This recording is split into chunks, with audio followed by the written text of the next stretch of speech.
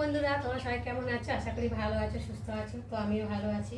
মৌসুমী official চ্যানেলে তোমাদের সবাইকে জানাই স্বাগত জানিয়ে আজকে শুরু করছি নতুন একটা ব্লগ। চলো তোমরা দেখতে থাকো, আশা করি ভালো লাগবে। তো ভালো লাগলে অবশ্যই একটা লাইক, কমেন্ট, শেয়ার, আমার চ্যানেলটাকে সাবস্ক্রাইব করে দিও। আর আমার চ্যানেলে যদি তোমরা নতুন হয়ে থাকো তো চ্যানেলটাকে সাবস্ক্রাইব করে দিও। তো চলো এখন আমি কি করবো তোমাদের সাথে সেটাই শেয়ার করবো।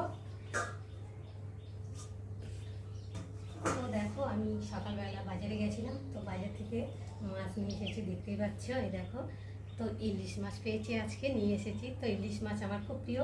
তোমাদের কাদের প্রিয় তোমরা কিন্তু অবশ্যই কমেন্ট করবে। আর আমি দেখো এসে নুন হলুদ মাখিয়ে রেখে দিয়েছি, আর এখন রান্নায় যাব। তো আজকে আমি কিভাবে ইলিশ মাছ রান্না করব সেটাও তোমাদের সাথে শেয়ার করব।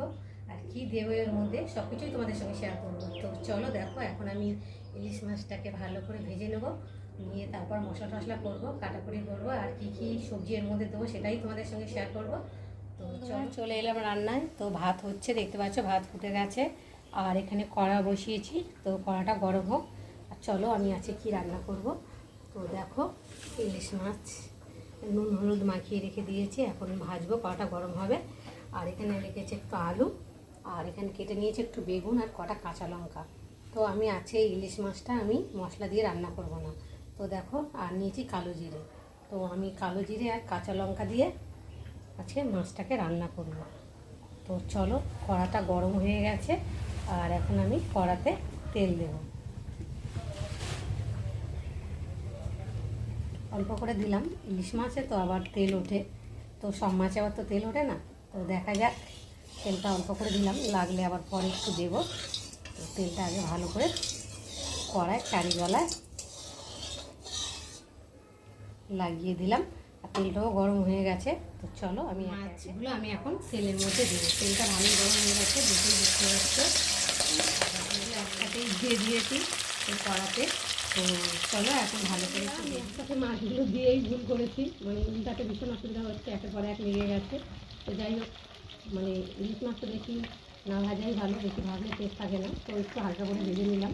আর এমনি কাঁচা রান্না করলে আরও ভীষণ টেস্ট হয়। চলো আমি এখন একটা মিষ্টি দেখো তোমরা, লাগিনি যদিও গায়ে গায়ে উঠে যাচ্ছে। ভাবলাম যে ধরে যাবে একসাথে। আর দেখো কতটা তেল বার হয়েছে মাছ থেকে, ওটা ভেবেছিলাম যে তেলই বেরোবে না।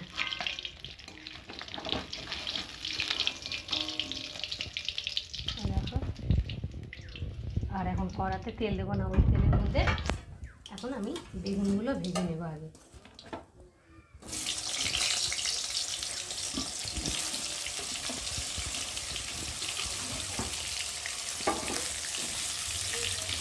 বেগুনগুলো ভাজা হয়ে গেছে, আর আমি এখন বেগুনগুলোকে তুলে নেব।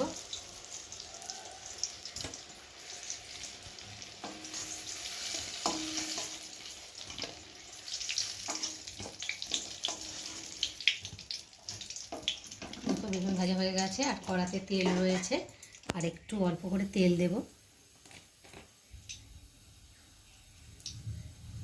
একটা দেবো না, অল্প করেই দিলাম।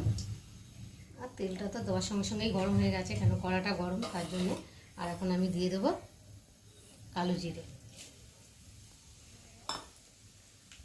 কালো জিরেটা ভালো করে একটু ভেজে নেব।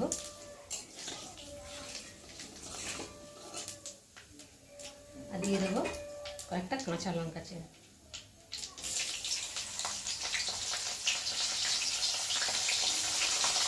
কাঁচা লঙ্কাটা জলের মধ্যে ছিল, তো ফোড়নটা ভাজা ভাজা হয়ে গেছে। আর এখন আমি এর মধ্যে আলু দিয়ে দেবো। তোমরা কারা কারা আলু দিয়ে খেতে ভালোবাসো আমাকে অবশ্যই কমেন্ট করবে।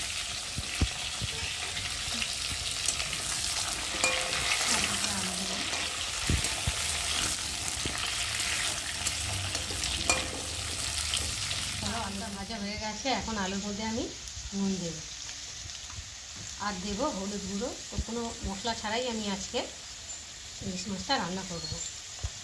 তো তোমাদের মধ্যে কারা কারা আলু দিয়ে বা বেগুন দিয়ে খেতে ভালোবাসো তোমরা কিন্তু আমাকে অবশ্যই জানাবে।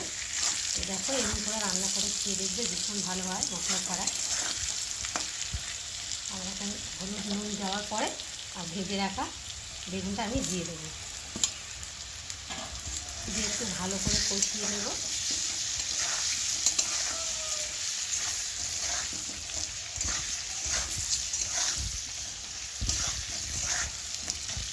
একটু কষাবো, কষিয়ে তারপরে জল দিয়ে দেবো। মানে হলুদটা দিয়েছি তো, কাঁচা একটা হলুদের গন্ধ বেরোবে একটু ভালো করে না কষিয়ে নিলে।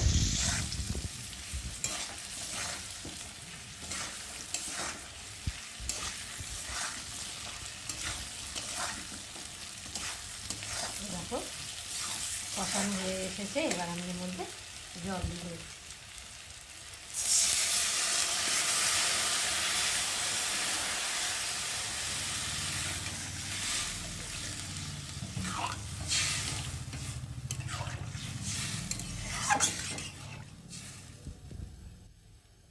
চলে এলাম ঢাকা খুলতে, তো চলো দেখি কেমন হয়েছে।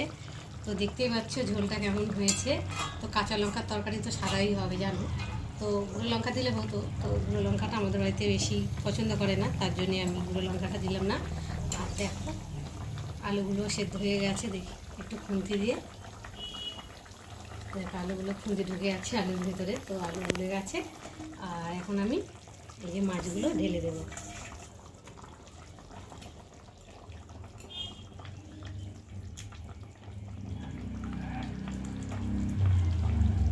দেখো আমার ইলিশ মাছ আলু বেগুন দিয়ে তরকারি বানানো হয়ে গেছে। তো কেমন লাগলো তোমরা কিন্তু অবশ্যই কমেন্ট করবে, আর ভালো লাগলে লাইক কমেন্ট শেয়ার করো।